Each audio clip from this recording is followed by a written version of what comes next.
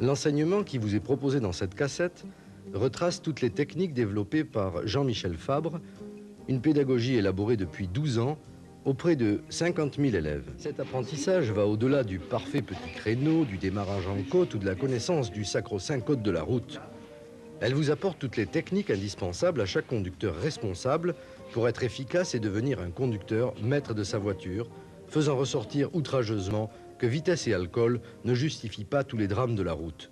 Il existe en France des écoles de pilotage qui vous apportent technique, plaisir, sécurité, détente et émotion. Cet enseignement qui vous emmène de la conduite au pilotage se décompose en 3 phases.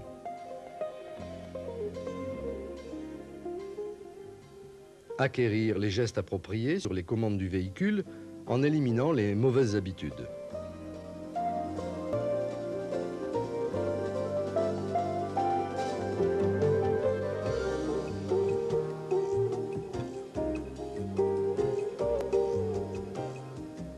Comprendre les réactions d'une voiture et ne pas se mettre en situation d'accident.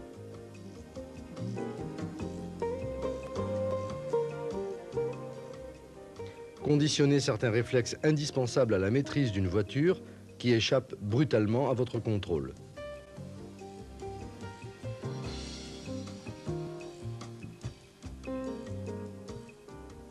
Que ce soit pour mieux conduire ou pour le plaisir de piloter, la position de conduite est le premier élément des principes du pilotage.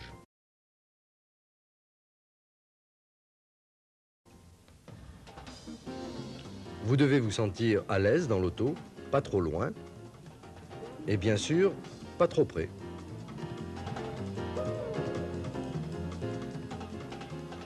Ici, je suis dans la position de conduite dite sportive. Elle a le désavantage de me placer trop loin des commandes et elle ne me permet pas d'atteindre le haut du volant. J'approche mon siège et je plaque parfaitement mes reins contre le dossier.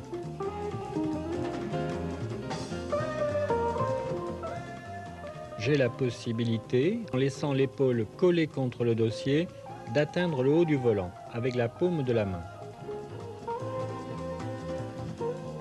J'ai ainsi un angle approximatif au niveau des coudes de 120 degrés.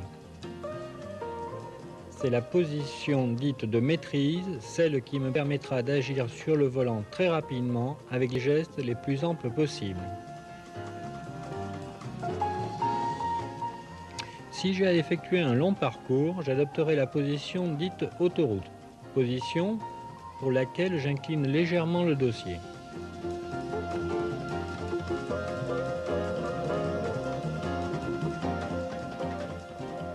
Examinons maintenant la distance du siège par rapport aux pédales.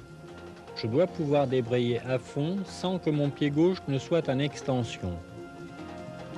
Si tel est le cas, mon siège doit être rapproché.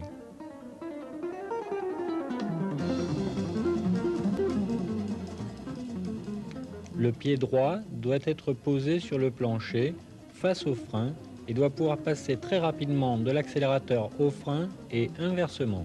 Notez ici que le pied droit revient sur la pédale de frein dès qu'il n'accélère plus.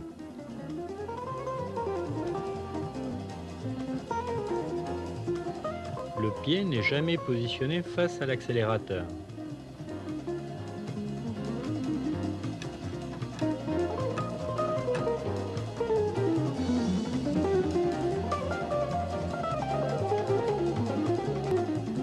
Le talon ne décolle pas du plancher, hormis pour la manœuvre du talon-point.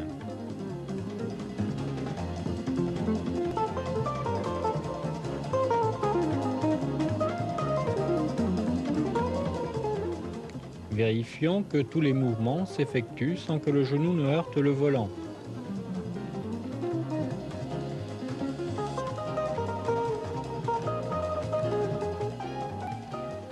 Se caler, certains qualifieront à juste titre ce principe de maintien du corps comme un secret, tant cette action apporte de facilité et d'aisance. Une fois votre position de conduite parfaitement déterminée en fonction de votre morphologie et de votre véhicule, pas trop près, pas trop loin bien sûr,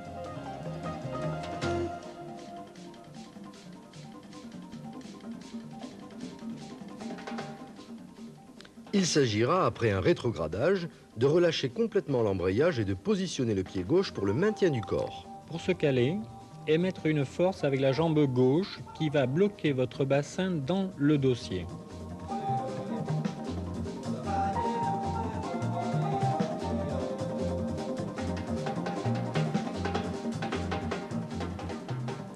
En aucun cas, le pied gauche ne doit rester au-dessus de la pédale d'embrayage.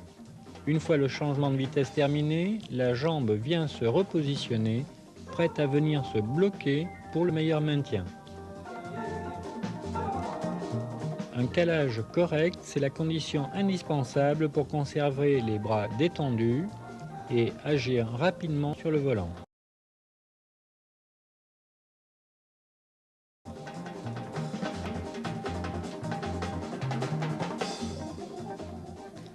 Cela évite de se cramponner à celui-ci, d'avoir des gestes crispés.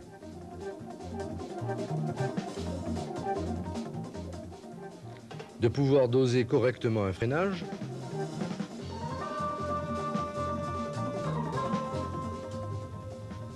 De faire corps avec la voiture en cas de décrochage brutal.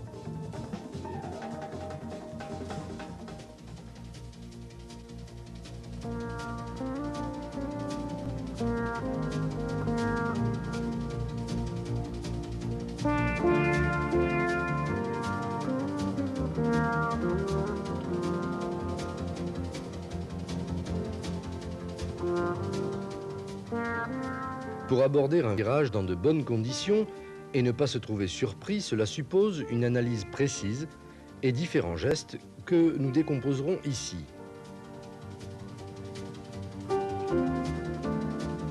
En premier lieu, estimer le rayon du virage. S'agit-il d'une courbe rapide? D'un virage ouvert?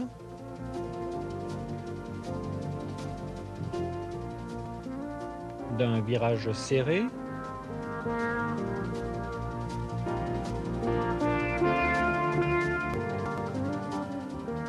Ou d'une épingle?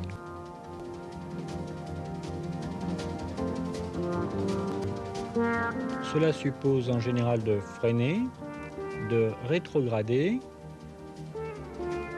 de relâcher l'embrayage.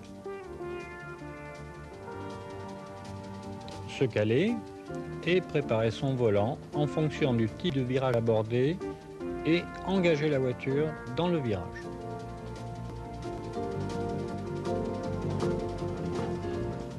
Position ligne droite, mes mains sont sur le plus grand diamètre du volant. Les pouces sont soit posés sur les rabats, soit posés sur le volant. En tout cas, aucune crispation au niveau des mains et des bras. Une courbe avec un très grand rayon se présente. Cette courbe est à gauche. Ma main gauche tire sur le volant et ma main droite pousse. Il s'agit là de l'angle de braquage maximum pour une courbe. Il s'agit d'une courbe à droite. Mes mains ne bougent pas. Ma main droite tire sur le volant et ma main gauche pousse avec cet angle de braquage maximum. Un virage à droite. Sur le principe, ma main droite monte chercher le volant, tire sur le volant alors que la main gauche, elle se glisse. L'objectif à atteindre, c'est que mes mains se retrouvent à l'horizontale de part et d'autre du volant, au milieu du virage, dans l'axe du virage. Ce qui me permettra de surbraquer si nécessaire, qui me permettra de contre-braquer en cas de décrochage. Ce immédiatement, sans d'avoir à repositionner mes mains.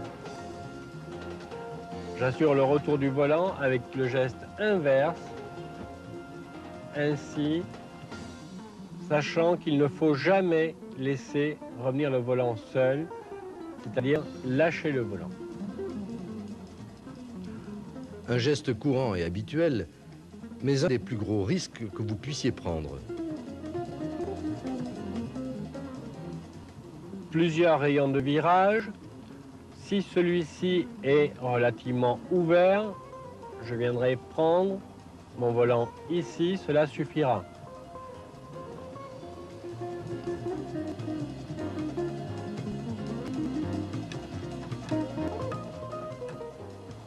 Si le virage est plus serré, j'amplifie mon geste pour venir le prendre au plus loin et j'assurerai le retour par le geste opposé.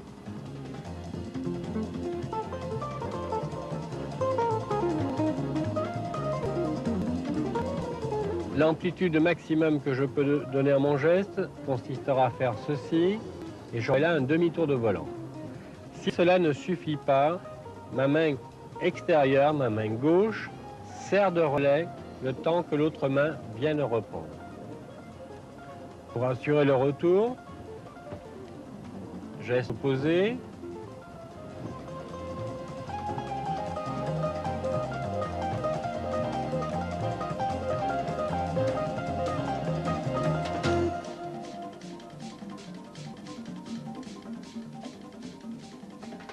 S'il s'agit de virage à gauche,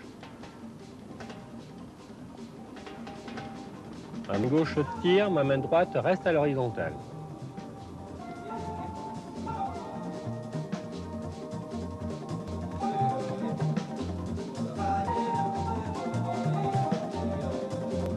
Un virage à gauche, ma main gauche avant le virage monte chercher le volant, tire dessus. Cela ne suffit pas pour une mauvaise appréciation, je repousse avec l'autre main et je rééquilibre ma main gauche. J'assure le retour de mon volant pour une épingle. Une épingle à gauche, ma main gauche va chercher le volant, 1, 2, ma main droite pousse le temps que la main gauche remonte chercher le volant. Le retour de cette épingle, c'est-à-dire ramener les roues en ligne droite, 1, 2, 3.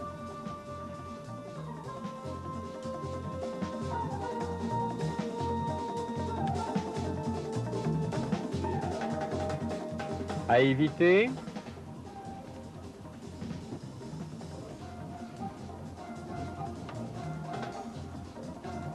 les deux mains doivent travailler simultanément.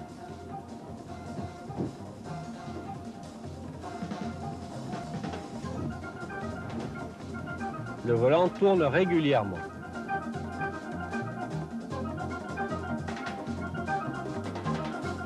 Croisé, premier geste. Ma main droite vient chercher en dessous du volant. Je tire sur le volant avec ma main droite qui chasse la main gauche. Je peux à nouveau croiser. Pour le retour, je peux reprendre mon volant ici, relais, je reprends, relais.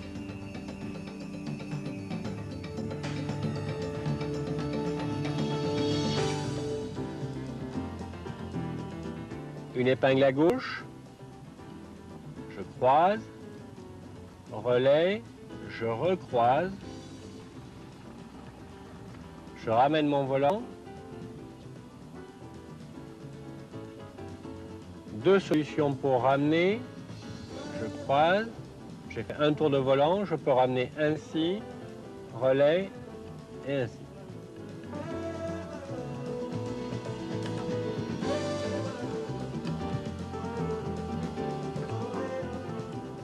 Si un enchaînement de virages se présente, virage à droite, je tire sur mon volant et dans mon virage à droite, je prépare mon virage à gauche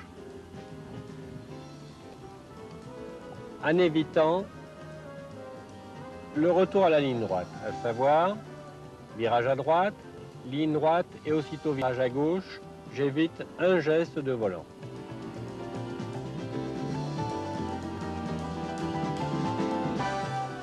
Si mon virage à droite est plus marqué, j'amplifie le geste, suivi d'un virage à gauche, je croise pour engager aussitôt dans le virage à gauche.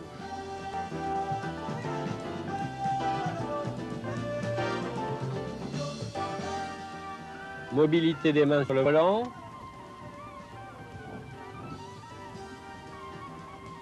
Les gestes doivent être le plus amples et le plus rapides possible. Une nouvelle condition pour qui veut imprimer sa volonté au véhicule.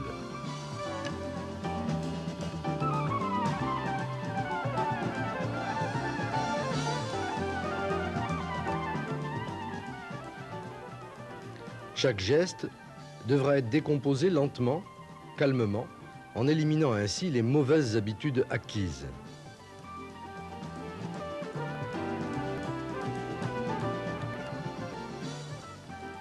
Et en évitant de telles positions.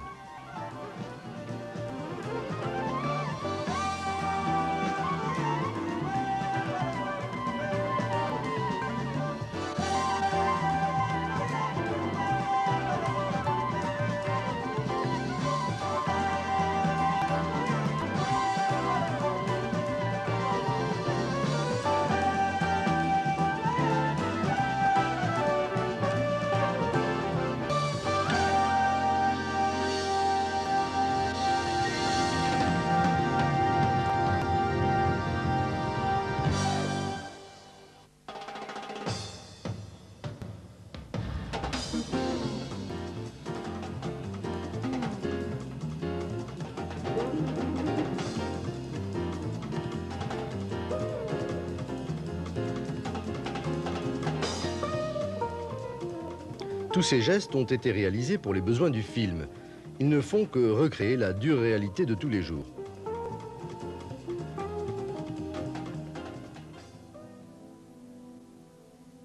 Pour preuve, nous avons filmé 100 voitures dans ce virage.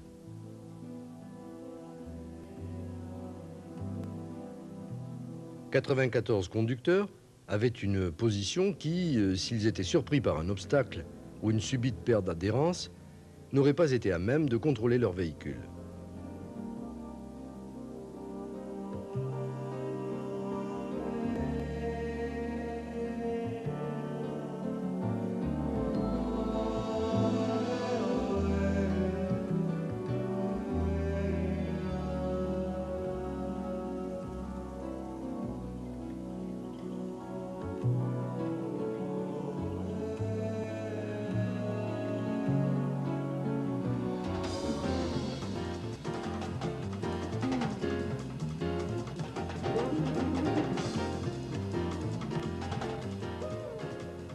Cette adhérence très forte sur le bitume peut vous surprendre avec la pluie, pouvant aller jusqu'à devenir quasiment nulle si vous subissez le phénomène d'aquaplaning.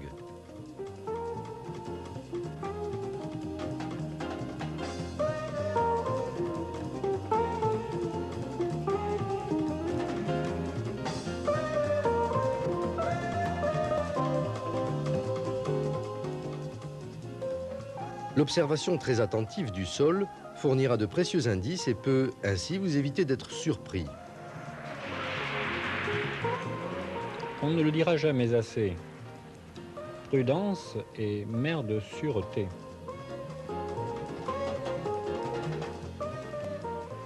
L'adhérence dont nous disposons sera fonction de l'état du sol, bien sûr, mais également du degré d'usure de nos pneumatiques.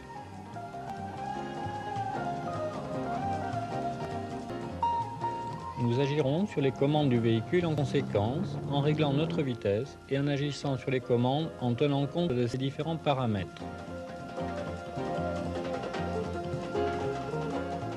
Sans toutefois surestimer l'adhérence du bitume.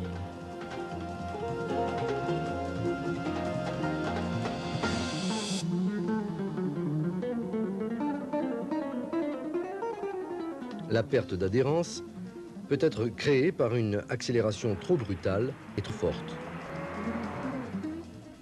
Seul un dosage judicieux de l'accélérateur évitera le patinage.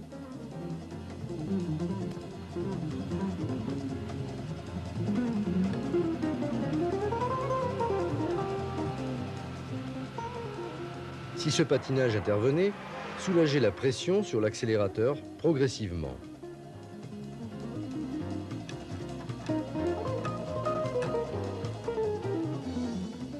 Évitez de retirer le pied droit brutalement, ce qui aurait pour effet de créer un déséquilibre par transfert brutal des masses sur l'avant du véhicule.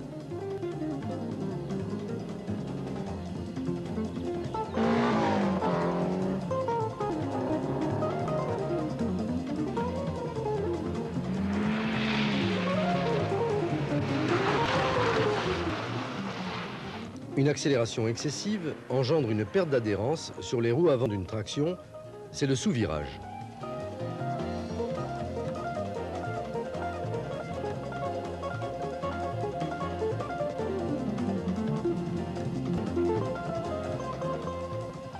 L'excès d'accélération sur une propulsion détruit l'adhérence du train arrière.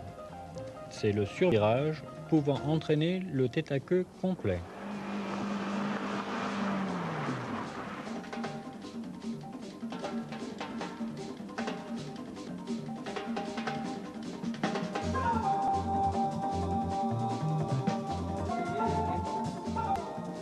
Pour une 4 roues motrices, le patinage se répartit sur les 4 roues et la réaction sera fonction du déséquilibre de l'auto avant le virage.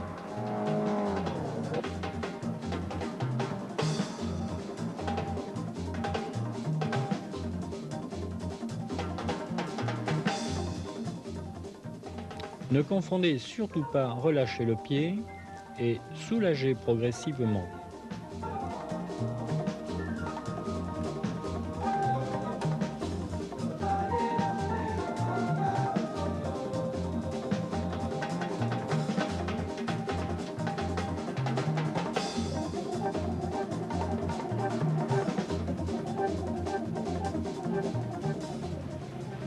En matière de freinage, une règle d'or, l'adhérence d'une roue bloquée est nettement inférieure à l'adhérence d'une roue qui tourne.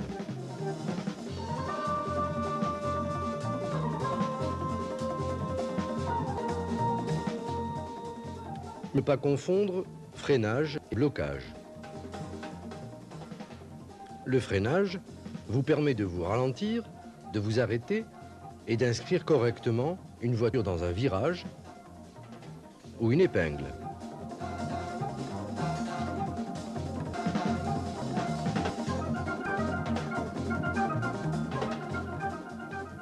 Le blocage rallonge la distance de freinage. Il fait perdre le pouvoir directionnel.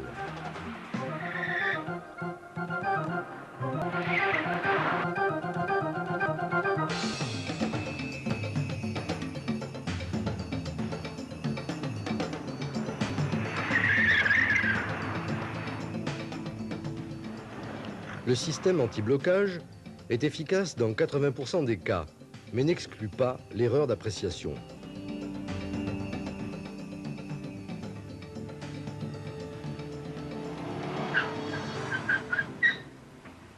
Pour un freinage d'urgence, se caler, appuyer franchement sur la pédale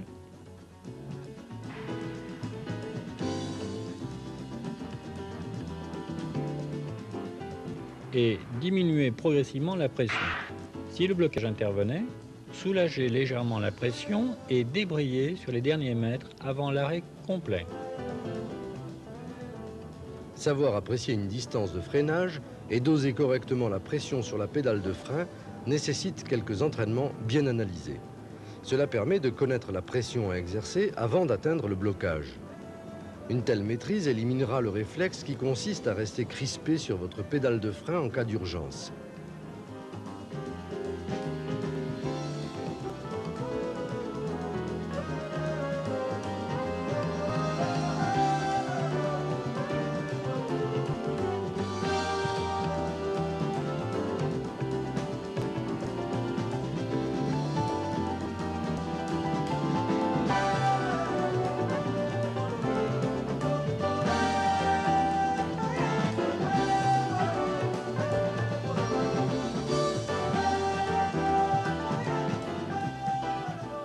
Pour un freinage efficace, sont à bannir absolument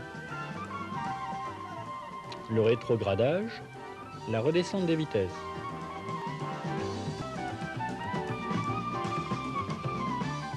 le freinage progressif et par à-coups,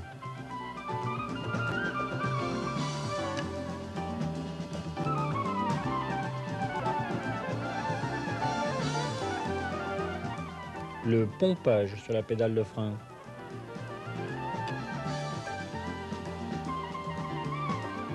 le débrayage. Restez détendu sur le volant et, contrairement aux idées reçues, le frein, s'il n'y a pas blocage, est un gage de sécurité. Dès que vous lâchez l'accélérateur, venez repositionner votre pied droit en attente, prêt à intervenir. Vous gagnerez ainsi une fraction de seconde et de la précision au freinage. Le frénographe fait ressortir la force exercée sur la pédale et enregistre la valeur de la décélération.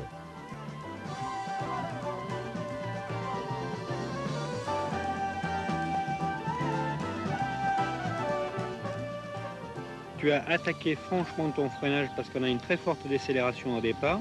Ensuite, on voit que tu as relâché la pression et ta décélération devient dégressive. C'est parfait. On le retrouve ici sur ta pression de pédale. Une bonne attaque, assez franche, constante. Et après, tu as un petit peu trop soulagé ta pression. Tu aurais pu t'arrêter un peu plus court.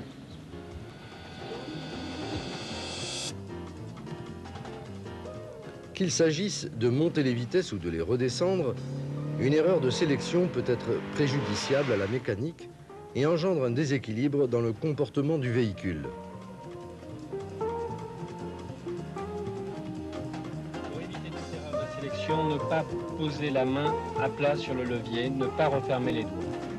Pour enclencher la première, on tourne la paume de la main vers soi, on pousse en avant. Deuxième, toujours la paume de la main vers soi, on tire en arrière. Troisième, la main pivote et c'est la paume de la main sans guidage qui pousse en avant vers la troisième. Quatrième, on replie les doigts, on tire en arrière.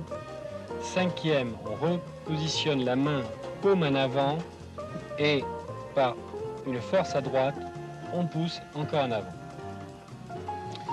Rétrogradage. Cinquième, quatrième, on tire simplement sur le levier sans guidage. Troisième, c'est la paume de la main qui pousse sans guidage. Deuxième, on retourne la paume de la main vers soi et on tire en arrière vers soi. Première, en tirant vers soi, on pousse en avant.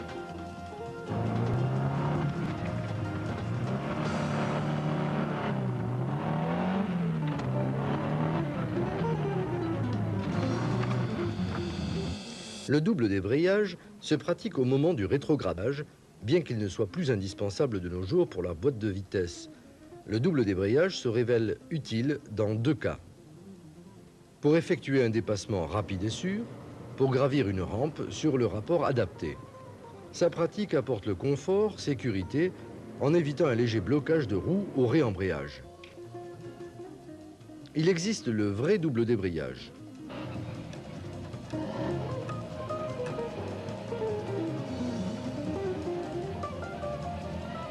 Et plus simple à réaliser, le faux double débrayage. Le faux double débrayage consiste simplement à relancer le moteur au moment du changement de vitesse.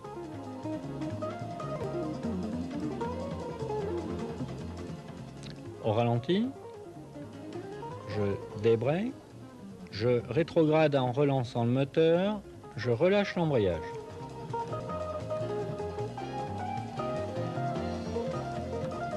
Pour le vrai double débrayage, relancez le moteur au moment où le levier est au point mort, embrayage relâché.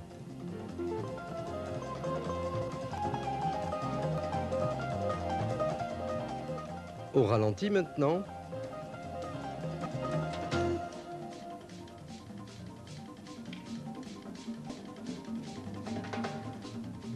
le vrai double débrayage soulage les synchros de boîte.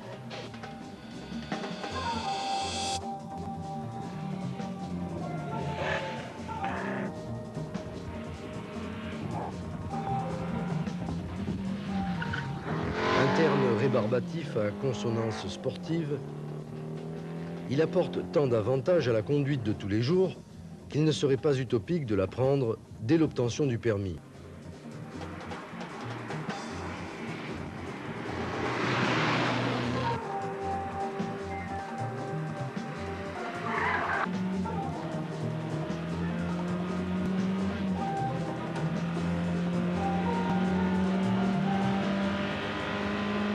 Il s'agit d'une opération de freinage, pendant laquelle on sélectionne sans à-coup le rapport qui permet de réaccélérer aussitôt. Voyons d'abord la rotation que doit effectuer le pied droit sur la pédale de frein. Cela demande un minimum de souplesse de la cheville.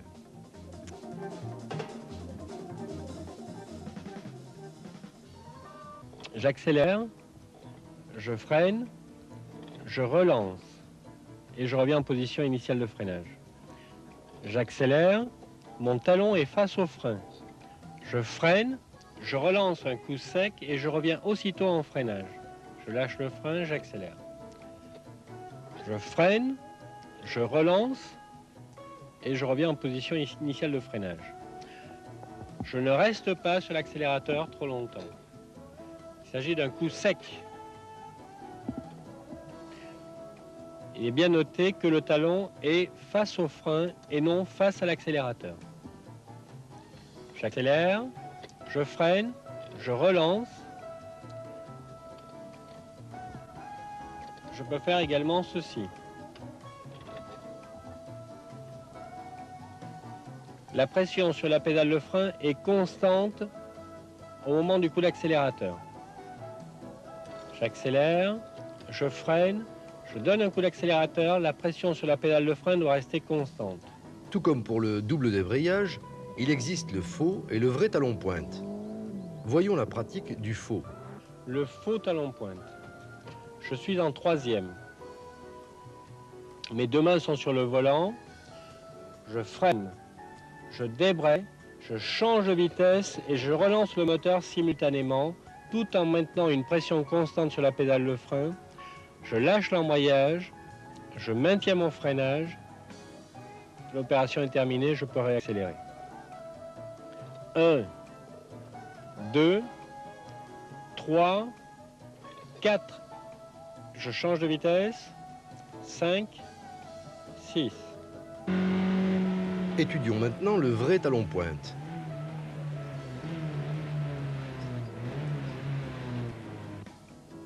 J'accélère, je freine, je débraye, point mort, je relance, je redébraye, seconde, je lâche le frein.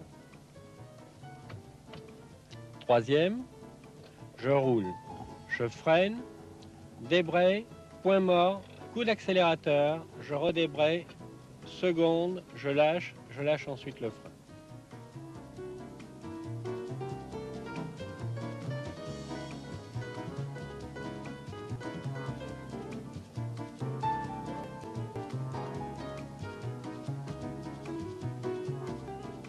Cette première partie consacrée à l'utilisation correcte des commandes du véhicule est maintenant terminée. Nous pouvons maintenant aborder l'étude du comportement d'un véhicule.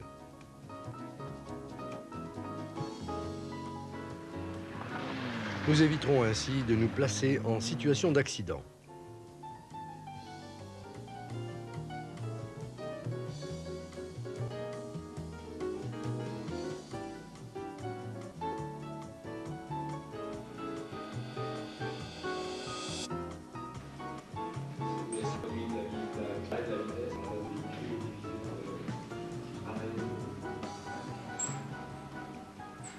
C'est ça ? Premier élément, la force centrifuge. L'effet centrifuge est directement lié à trois paramètres, la masse ou le poids du véhicule, la vitesse et le rayon du virage. Cet effet centrifuge pousse le véhicule vers l'extérieur du virage.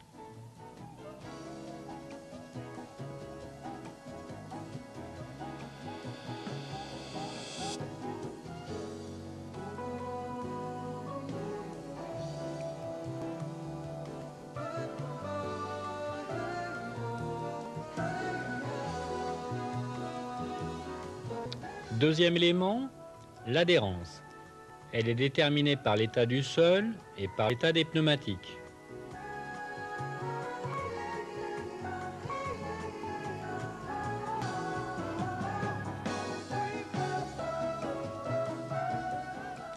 Par le poids que reçoit la roue. En conséquence, si nous souhaitons augmenter l'adhérence d'une roue, nous transférerons du poids sur celle-ci.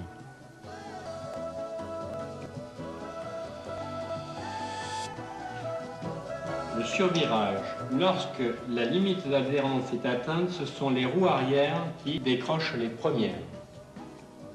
La voiture rentre vers l'intérieur du virage. Sous-virage. Lorsque la limite d'adhérence est atteinte, ce sont les roues avant qui décrochent les premières. La voiture s'échappe vers l'extérieur. Ceci est valable pour une traction, une propulsion ou une 4 roues motrices.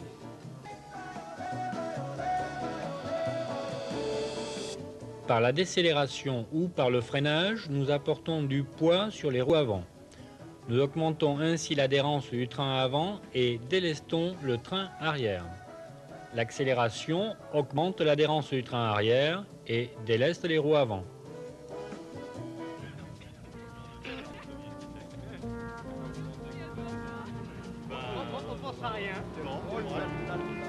Ce principe acquis doit nous permettre d'imprimer notre volonté au véhicule et contrer ainsi la tendance naturelle au sous-virage dans les virages serrés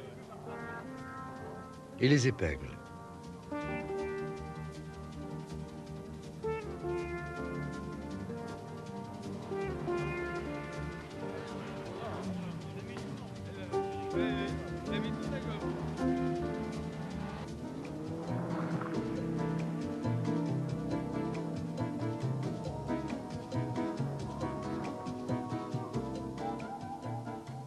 Tendance qui s'inverse lorsque la voiture est engagée dans une courbe rapide. Le même véhicule, inscrit dans le même virage, réagit différemment en fonction des gestes qui sont appliqués.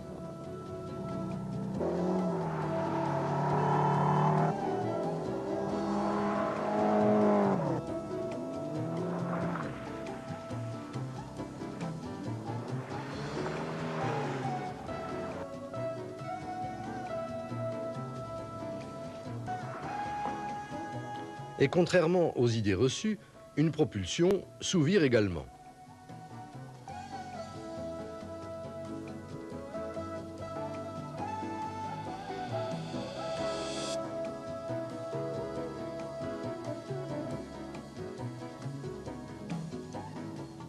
Le sous-virage, une position fort délicate, voire dangereuse. En matière de pilotage, le sous-virage est considéré comme la bête noire, car dans cette position, le pilote ne peut rien faire. Éviter de freiner, d'accélérer et le surbraquage excessif. Je braque, je surbraque légèrement, mais sans excès pour ne pas amener les roues en ripage. Le surbraquage n'évite pas le sous-virage.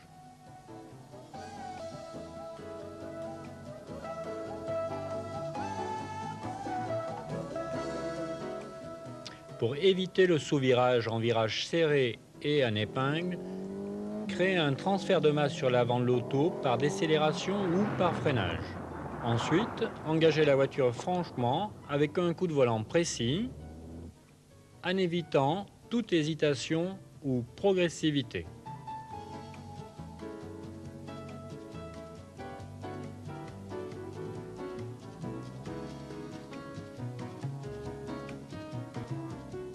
En position de sous-virage avec une propulsion, soulagez l'accélérateur pour éviter le brusque déséquilibre en sortie de virage.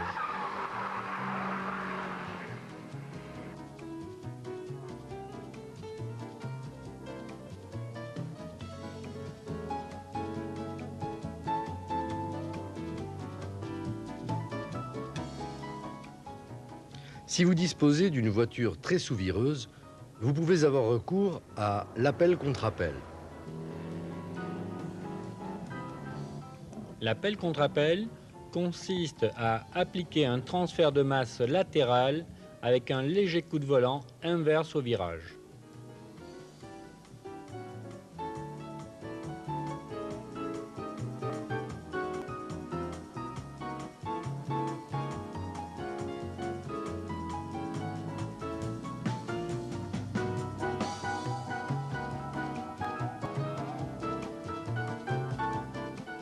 Dans certains cas, un virage peut servir d'appel pour le virage qui suit, surtout s'il s'agit d'une épingle.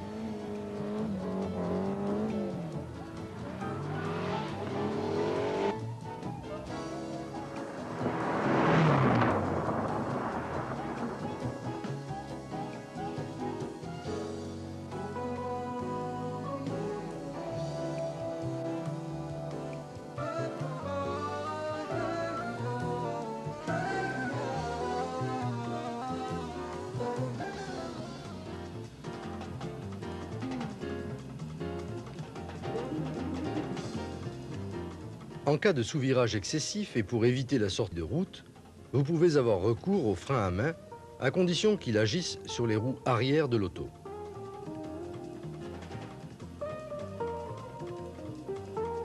Les deux mains sont sur le volant. Premier geste, on prépare son volant avec la main gauche, la main droite descend sur le frein à main, le pouce appuie sur le cliquet. Au moment d'engager la voiture, on lâche l'accélérateur, on pose le pied sur le frein, on tire franchement sur le volant, un demi-tour et c'est tout, et on tire sèchement le frein à main, on le repose une fois que la voiture a pivoté. Pour éviter le calage, on débraye. Précisons bien qu'il s'agit d'une manœuvre de sauvegarde et en aucun cas d'une technique de pilotage.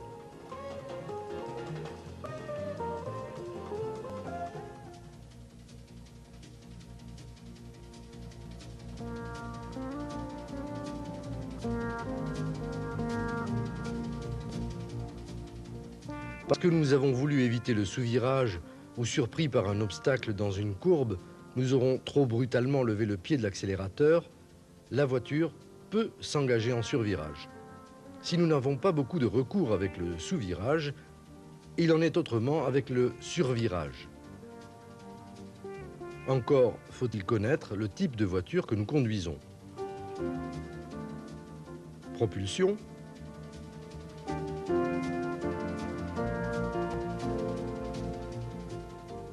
traction, 4 roues motrices. Chacune d'elles requiert une technique de contrôle différente.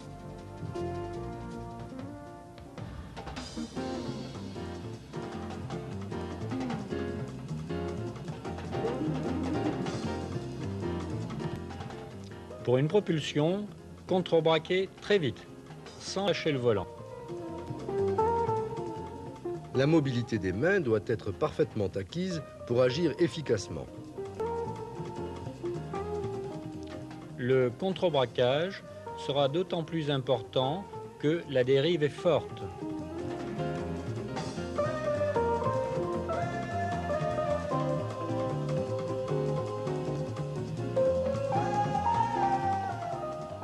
Si le survirage est causé par un excès d'accélération, soulagez l'accélérateur. Une simple accélération mal dosée suffit à provoquer un tête-à-queue et ce malgré le contrebraquage.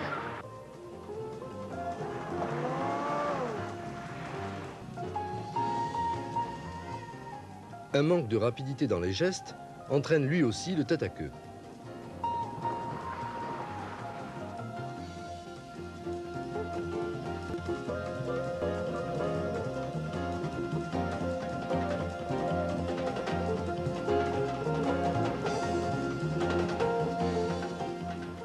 Le rebraquage doit lui aussi être très rapide pour éviter un déséquilibre en sortie de virage.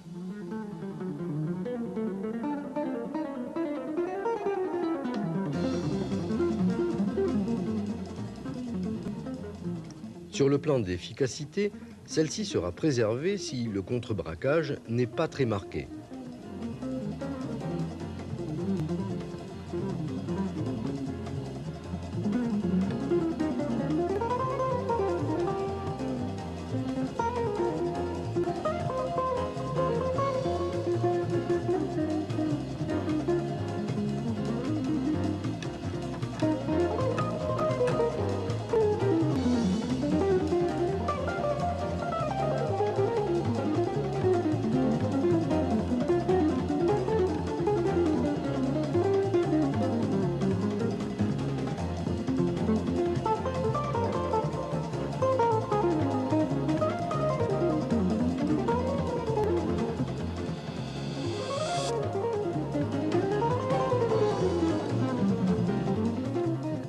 Contrairement à la propulsion, le contrôle du survirage sur une traction fait appel à l'accélérateur sans avoir recours au contrebraquage.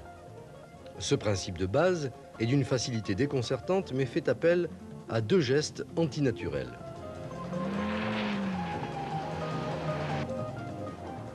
Le contrebraquage est instinctif. Surpris et paniqué par un brusque dérapage, il faut accélérer. Les erreurs à ne pas commettre. Le contrebraquage seul ne suffit pas à restabiliser la voiture et peut engendrer un déséquilibre en sortie de virage.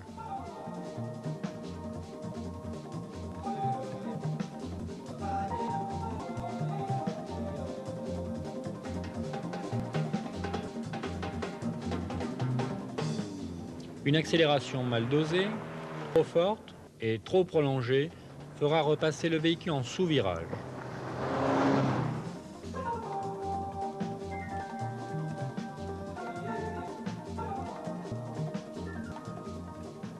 Si la dérive est légère, l'accélération sera douce.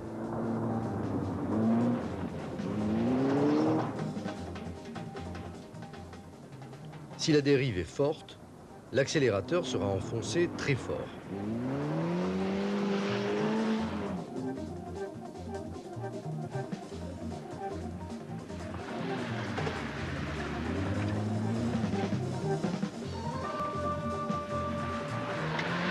Après avoir accéléré pour restabiliser l'auto, ne pas retirer brutalement le pied, ce qui aurait pour effet de recréer un survirage.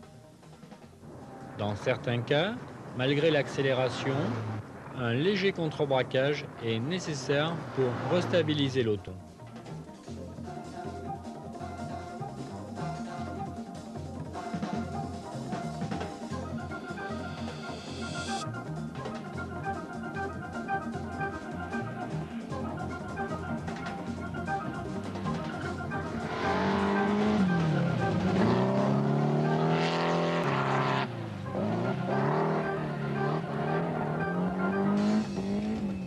Le pilotage d'une 4 roues motrices impose une parfaite maîtrise de transfert de masse, ce sans quoi le véhicule a une tendance marquée pour le sous-virage.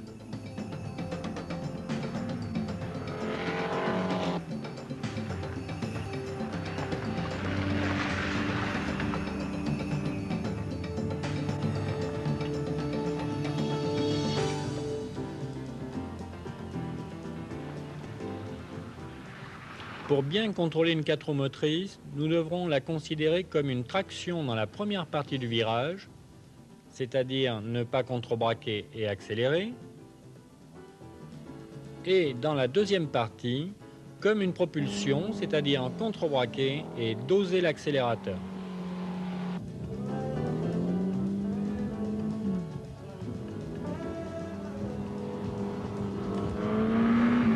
Éviter une accélération trop forte. Une accélération trop forte peut être compensée par un important contre-braquage, mais dans ce cas, la voiture est freinée.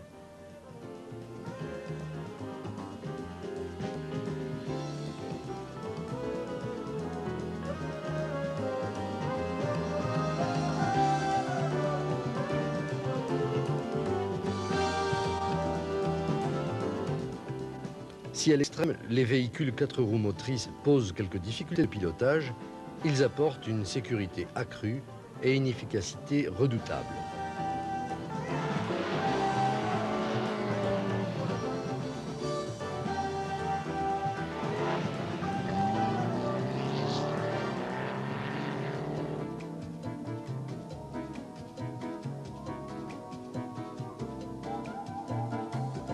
La trajectoire, c'est la ligne qui va nous permettre d'aller de l'entrée du virage à la sortie de celui-ci.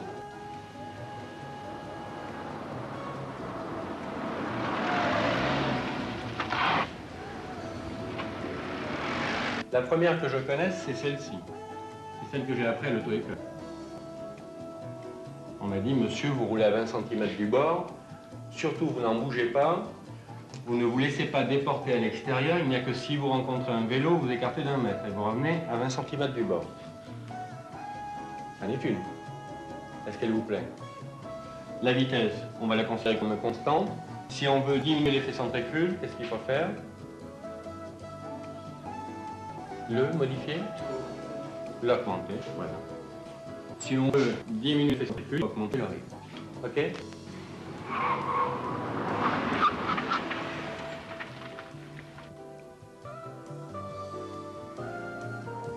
Augmenter le rayon laisse supposer que pour un virage à droite, nous allons aborder ce virage sur la partie gauche de notre voie, venir tangenter à la corde et ressortir à l'extérieur. Lorsque nous parlons d'utilisation de la largeur maximum, sur la route, il s'agit de la largeur de la voie qui vous est réservée. Je représente ici le point de braquage, c'est-à-dire le point précis où je quitte la ligne droite et où j'engage ma voiture dans le virage, le point de corde ou le point de tangence et le point de sortie, c'est-à-dire le point où le virage est terminé et où mes roues sont venues à la ligne droite. L'efficacité passe par la précision du placement de l'auto.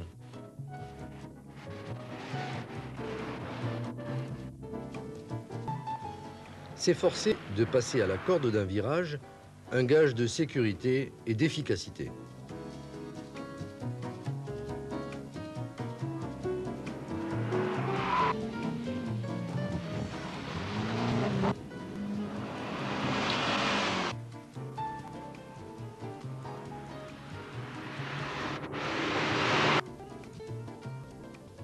La bonne trajectoire impose de diviser le virage en deux parties.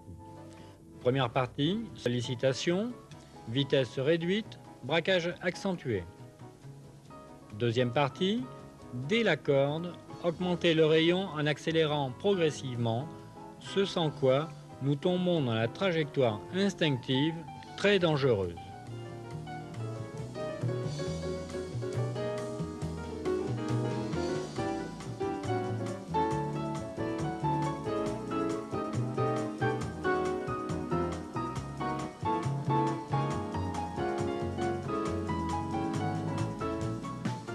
Cela laisse supposer un coup de volant franc au point de braquage et un retour progressif.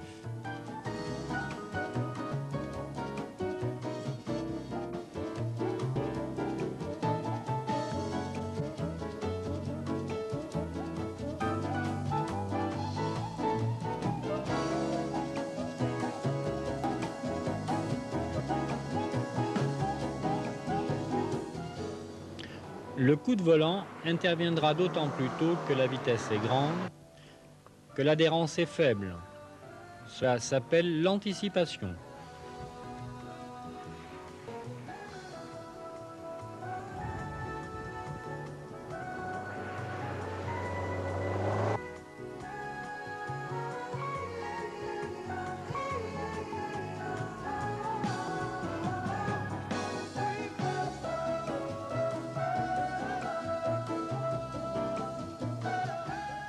Dans un enchaînement de virages, on sacrifie la vitesse et la trajectoire des virages qui précèdent au profit du dernier.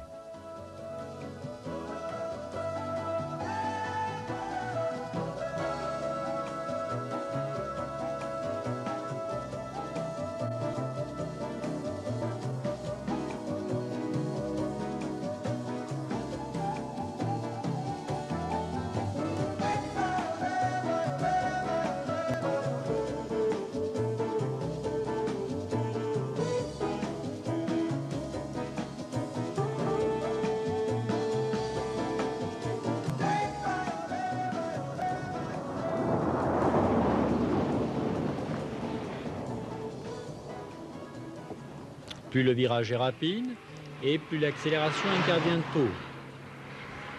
Plus le virage est serré et plus l'accélérateur interviendra tard.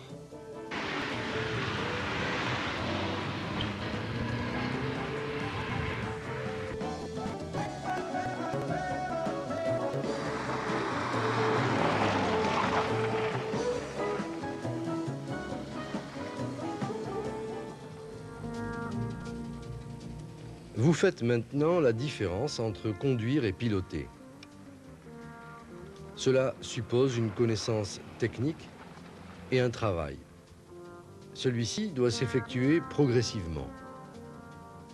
Pour acquérir le geste qui, dans la fraction de seconde, vous permet de rester maître de la situation. Un dernier conseil, sur la route de tous les jours, réglez votre vitesse en fonction de la visibilité. Et pensez que conduire, c'est prévoir. Et si le dérapage n'est pas une fin en soi, il est capital de connaître les limites à ne pas franchir pour ne pas être surpris. Car raison et prudence ne suffisent pas toujours.